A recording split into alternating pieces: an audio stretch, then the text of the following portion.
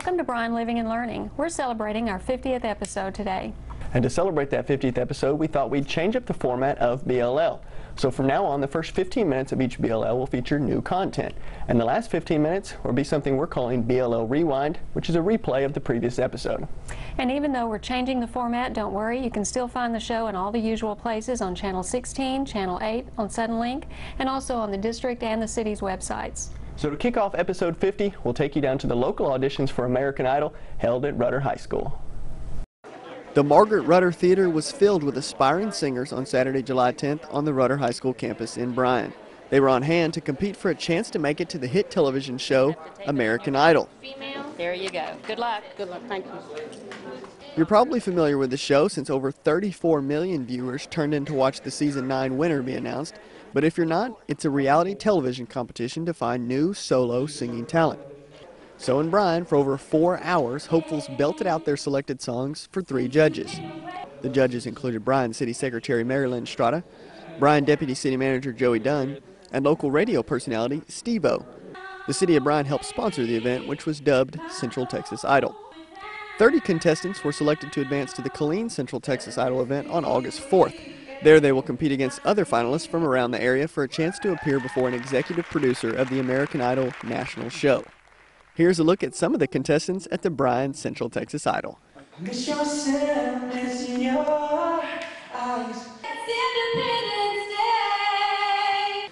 see you when I look at you.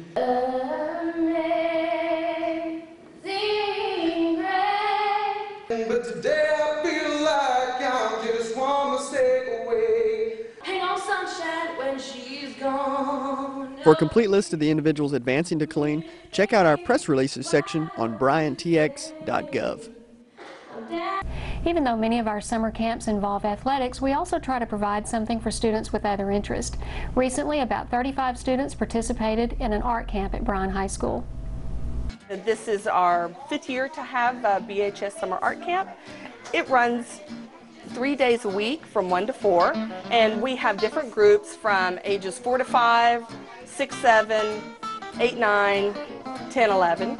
So we're actually geared to kind of pull in the younger age group. And our idea is to get them involved in something during the summer that's fine arts related, and hopefully snag them into art so that when they get to high school they would like to be in our classes and learn more about art. Our younger groups, we're basically introducing them to different elements and principles of art, such as what is line, what are colors. We teach them about balance, how to mix colors, and how to use different materials in the classroom. The older kids are starting to learn about refining some of their art skills already, about looking at more detailed things. They're doing a portrait, the older kids are doing a portrait, where we had a student come in and set up and be a model. They've worked with paper mache and creating animalitos this year, where we're kind of pulling in some of different cultural aspects into the classroom also. Well, yesterday we kind of went around in the little group and asked them, what's been your favorite project so far? And so it was kind of split. A lot of them really loved the cityscape that we did because they got to not only draw, but they got to paint. And then the other half did like creating the butterflies. And that's where they learned about what symmetrical meant and how one side looks exactly like the other side. And so they really enjoyed creating their butterflies. This year we have a brother and sister that have been here every single year. And we normally have probably about 4 or 5 that are repeats. And then of course we always get brand new kids, especially in the 4- and 5-year-olds. Art camp this year we have 30 kids this year.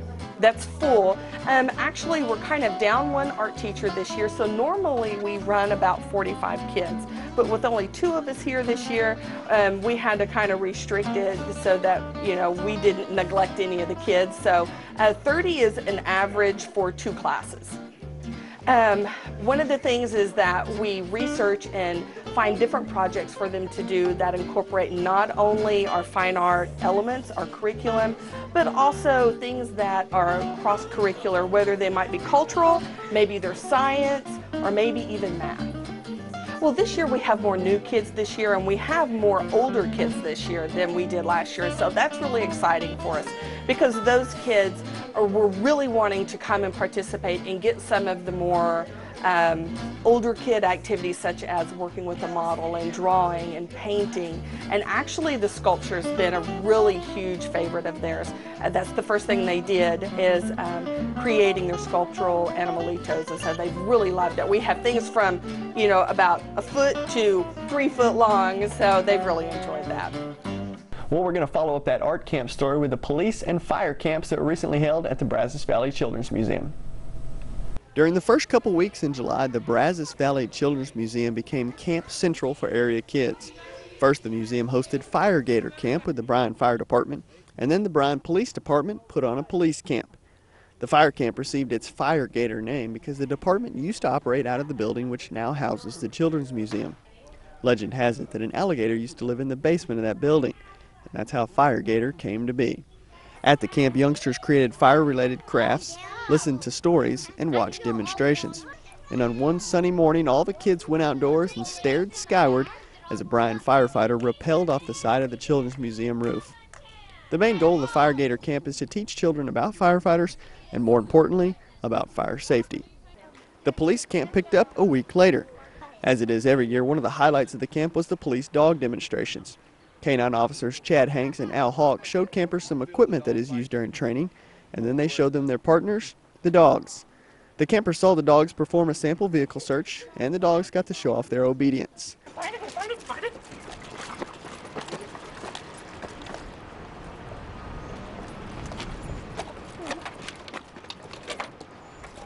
Later, the dogs performed article recovery in a grassy area, showing their keen sense of smell. And of course, the kids got to pet the dogs as well. The next day, the SWAT team from the Bryan PD showed the kids some of their tools and tactics. Officers followed the fire department's lead from the week before and rappelled off the building.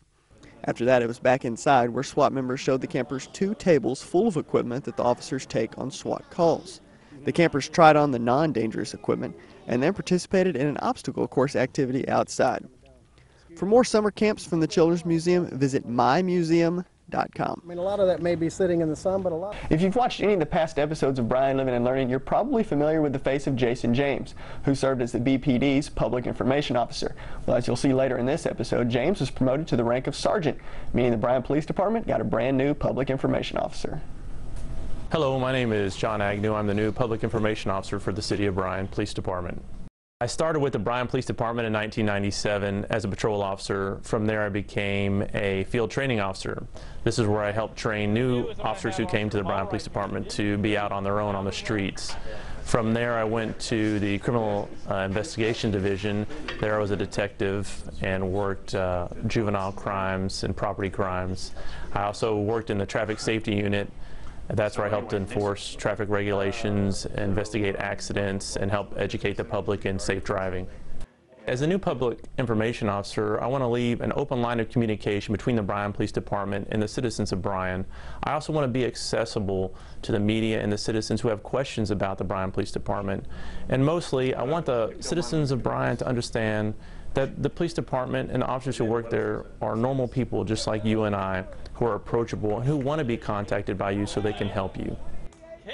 We've shown you in past shows how our many departments in the district are using summer to catch up on needed chores. Our Library Processing Center is doing the same as they process and inventory thousands of textbooks.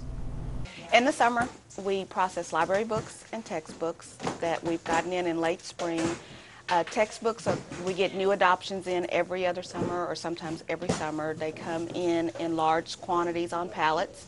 We have to receive the pallets, break down the pallets, which means opening up each box, putting a barcode label on each book so it can be unique, then taping that box back up and assigning it to a campus.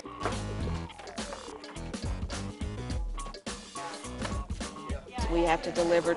This summer we have textbooks for reading, but we're doing kindergarten through 12th grade. Usually in the summer we're either doing K through 5 and then what we consider secondary, which is 6 through 12, but this summer we're getting K through 12, which means it's double whammy. So we've had 5 trucks in, which we don't even have all the books yet, so we're still waiting on more books to come in so we can process them. The other part of it is the library things that come in during the summer. We have to continue to process the videos that have come in late spring and get them back ready to go into libraries. So on the first week of school that those librarians can have all that in, and any books that have come in that were new releases in the summer that have come out, we process those to get those out to libraries during the summer. So during the first week of school, once again, the librarians can put them out for the kids to have new library books. We do inventory on each campus. We are normally done by the second week in June. We go out to each campus, count each textbook to verify what they have and what they've lost, and then we leave those on the campus unless the books are going out of adoptions. For example, these books that we're replacing had to be packed up on each campus, sent to us so that we can send them away. The out of adoption books that we don't use anymore, we send them to a third world country, and I don't know. Children for the World pick them up is all I know. So I don't know exactly where all they send them, but they go to a third world country. The team behind us are people who are extra help. They signed up to work for us this summer for 4 weeks. They are opening boxes of books. They are barcoding each book, and then they're putting it on a pallet so we can get it ready to deliver to a school. We got extra help this summer because of the quantity that we got in. We didn't just get half the district, we got the entire district. So we have 8 people here today, and we're supposed to have 9 altogether. As of today, we're not full yet because we didn't get all of our grade levels in. We don't have all of our middle school new books, and we don't have all of our elementary books. We don't have all of our high school books. So we're hoping that as the team is processing and getting these out, that the other trucks will be coming so that we can, while we have the extra help, we can get all the books done. That's our goal. So. Well, we have a new format here on BLL, but we're keeping council update. We'll send you to that segment right now.